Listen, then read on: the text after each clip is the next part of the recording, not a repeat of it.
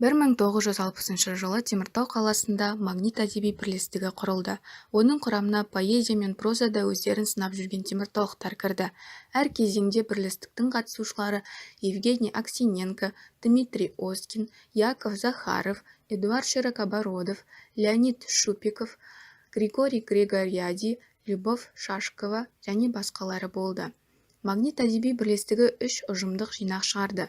Онда Теміртау қаласы, Қазақстан магниткасы, Теміртаудың тағдыры мен сезімдері жырланды. Өткен заман мен қазіргі магниттіктерге арналады.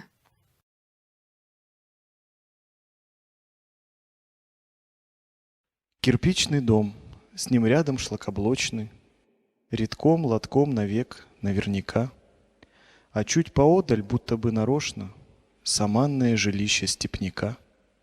Его не обойти и не объехать, и не пустить, как прошлое, на слом. Сидит старик, шубейка кверху мехом, беседует на солнышке с козлом. Кудлатый пес, во сне раскинув лапы, лежит у ног, шумит вдали река. Стоит козел, закусывает шляпой и преданно глядит на старика. Над ними коршун в чистом небе рыщет, в какой-то миг на жертву упадет. Ребенок в степь ушел, его не ищут. Степняк в своем краю не пропадет.